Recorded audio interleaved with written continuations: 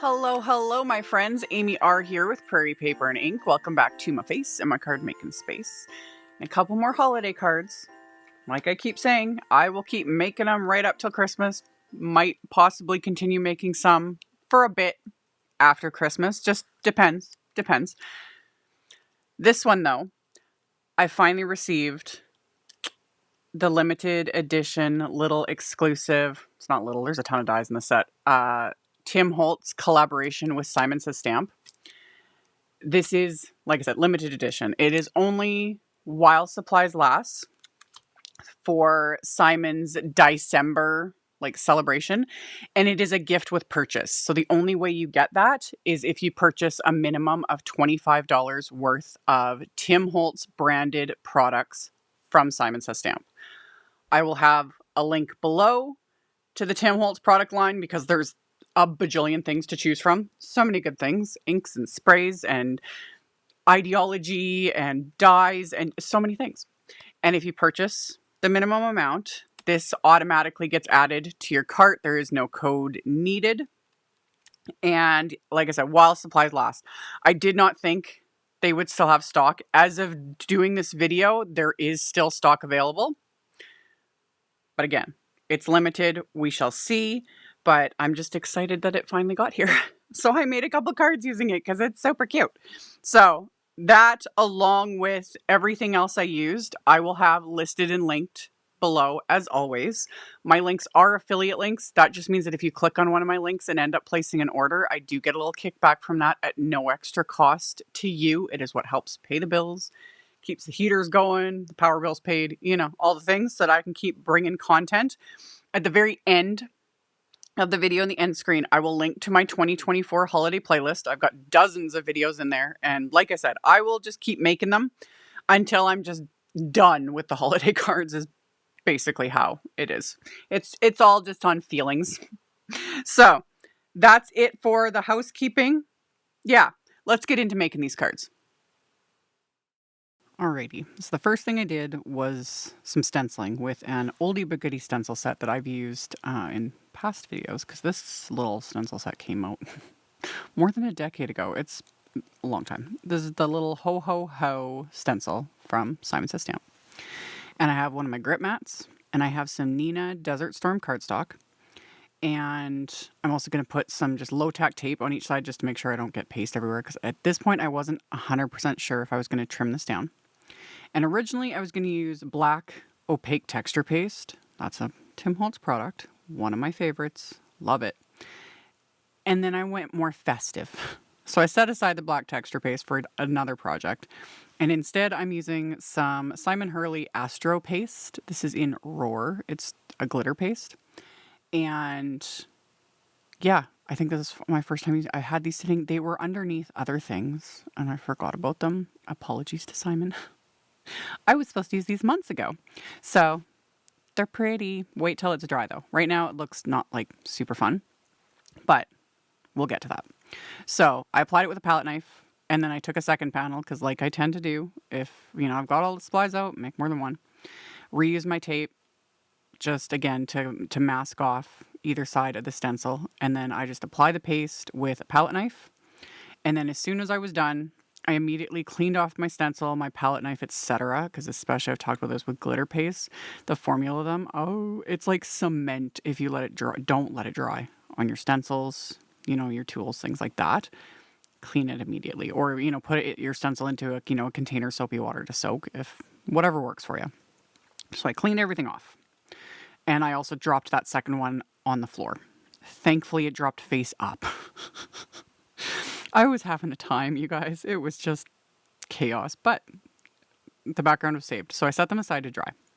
So while they were drying, I'm using this little DieCember 2024. It's called Be of Good Cheer gift with purchase set. And yeah, there's like a bajillion wafer dies in this set. Like I said in the intro, I'm not even sure how many. 17. There we go. It says right on the package. So first thing I did was separate them to the two characters, because you've got a little Santa and you got the snowman, and then you have the little starburst, little whatever you want to call them. So I made two separate little piles. One is Santa, one's a snowman, just to make life a little easier. before I start die cutting. And then I pulled out some scraps, and I also pulled out, this is Simon's Pawsitively Velvet. It's called Snow White Luxury Cardstock. I've used this in other videos. It's pretty. It's very soft. It's very velvety. And I was like, oh, this is so perfect for Santa's beard. I need to use that. So that's what I did. And I do this a lot. I don't always show this on camera because when I'm doing stuff like this, it's a hot mess. It's hard to film. But if I'm doing a lot of die cutting, I do this exactly as I'm showing. One, it's almost always scraps. This is why I keep all my scraps, because especially for little dies, it comes in handy. And I make little piles, so I get everything ready. So I've got all my pieces in all the colors, and I'm going to do everything twice. That's why I've got doubles of everything, and I've got all my little piles. So now I'm ready to go for the Santa, and I'm going to repeat this process for the snowman. I just didn't film it. And then once I've got my little piles of, little bits of cardstock, I start die cutting. And with die sets like this that are small, or just smaller dies in general, or things where I'm die cutting multiple little things, this is where like a mini die cut machine, worth every little penny. I used to think like, what's the point? You got a die cut machine? Do we need a mini one? I use my mini ones so much. Like, and I have multiples. Do you need more than one? No. But again, I do this as a job, and I'm always curious, like, which one's going to be better? So I switch between them, but they all work great. And yeah, they come in so handy, especially if you're just die cutting like one little small thing. Little mini die cut machine. So much faster, so much easier. So that's what I used for all of these. And just die cutting all my little bits and pieces. For the little stars in the set, I'm using all scraps of gold glitter cardstock. This one especially, I keep all my scraps because I use them. But especially my specialty cardstocks, I keep every little random scrap.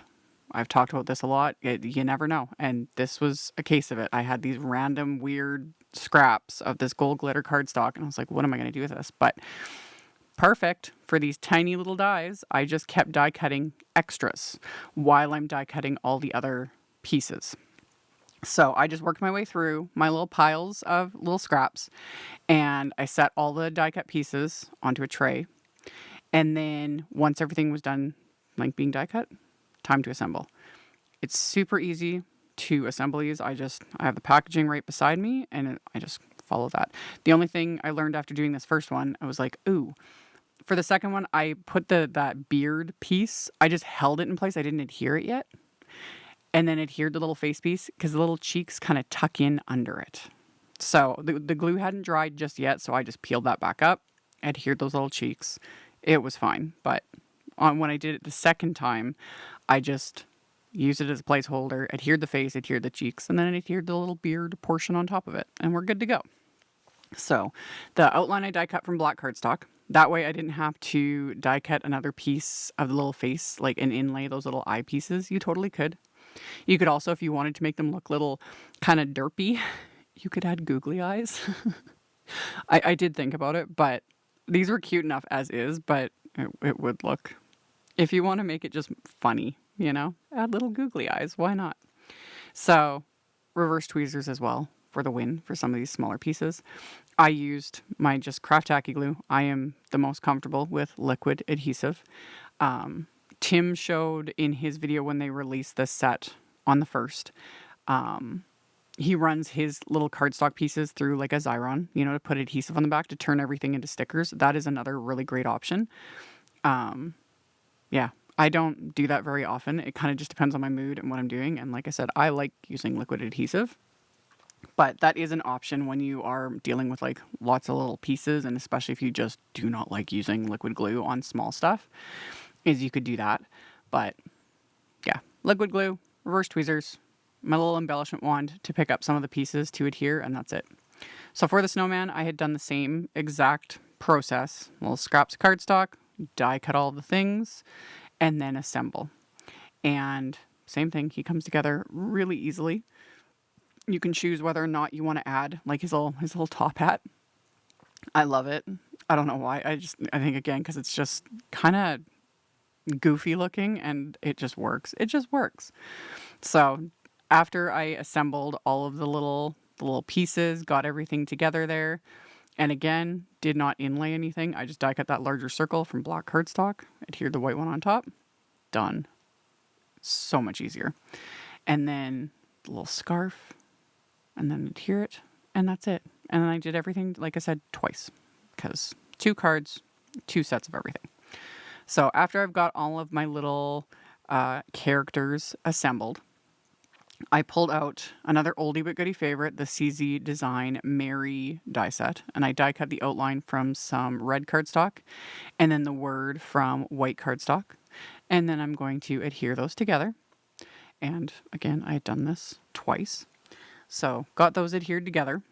And then to complete this sentiment, I pulled out the CZ Design Typed Christmas pre-printed sentiment packs, and I'm just going to trim down. They've got like a bunch of like Merry Christmas. I like that these ones have like multiples, you know, so it's like if you're like me and you make more than one card, you've got multiples, so you don't have to like chop up extras, sort of a thing. So I trimmed down a couple of the smaller Merry Christmas sentiments and then trimmed off the word Merry because I just wanted the word Christmas. And that's when I decided to trim down my backgrounds that are dry. So now you can see that glitter paste. So I trimmed those down. And I also trimmed down, I think this is peacock cardstock. Again, I had piles of scraps. I was just flying by the seat of my pants making these. So I trimmed everything down. And then for the insides of my cards, because I want to get these done before I adhere everything to the outside, I'm doing side folding A2 cards, which for me, I don't do very often. I get asked this a lot, like, why do you always do top folding cards? It's a preference thing. I don't know. It's been so many years, and I just prefer top folding cards. I don't know. I just do. But method to the madness. I chose side folding this time specifically. So, and I'll get to that. So to finish the insides, I'm going to use that Ho Ho Ho stencil that I cleaned off. And I had my card base stuck to a grip mat. I used the low tack tape on either side so I don't get ink past the stencil. And I quickly blended just some seafoam, positively saturated ink, just a nice light aqua ink, because I don't want this being super intense on the inside of the card. Like, I need to be able to write over this easily. And I'm also not doing like a perfect blend anything, because again, this is the inside of the card. It doesn't need to be perfect. And also these inks do smooth out, you know, and blend more as they dry. So yeah, and any little dark areas, it just adds to it. So just quickly blended over it with a blending brush and that ink. And then once that was done on the inside of both of these cards, I'm going to put them into my MISTI and another oldie but goodie stamp set that I have used in previous videos. This is the Holiday Greetings set from Simon Says Stamp. This one came out a few years ago. It's got like very like big stamped greetings, which they're good. They're good. And I took 2 of them and put them together to make a sentiment for the inside. So it says, you know, holly jolly joy to you. I thought that just went nice with the Santa. So I lined them up and I'm stamping them onto the insides of these cards with VersaFine Clair Nocturne ink. So that finished the insides. And then to assemble the outsides, I adhered that strip of, I think it was peacock cardstock. Adhered that with the craft tacky glue. I adhered the stenciled Desert Storm piece as well. And then I'm going to use some baker's twine. And this is why I went with a side folding card, because then this way I can easily wrap the baker's twine around the card front, just like so. So that was the reason. Because you can do it with a top folding. You just have to like poke a hole. And I've shown that in really old videos. Like I would cut a little hole in the spine of the card, you know, along the top. And I thought about doing that with this and I was like, just do a side folding card. It's simpler. So that's what I did. So I wrapped the baker's twine around, reverse tweezers for the win, tied it in a bow. I was going to add splatter. And then I was just like too into like putting everything together and got everything in like adhered into place. And then I was like, crap. Because I meant to add the splatter before adhering the sentiment and my die cut characters.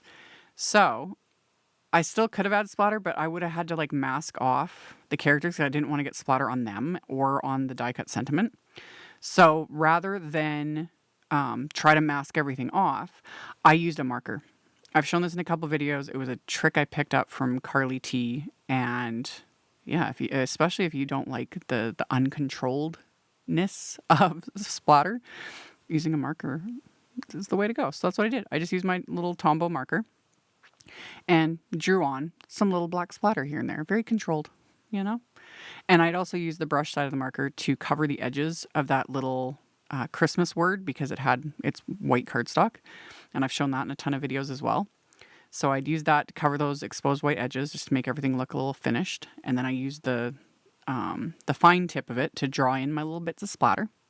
And then my final little bit of embellishment are those little teeny tiny sparkly star bits. I love them. They're very retro looking. The die set's retro looking. I don't know. It's so cute.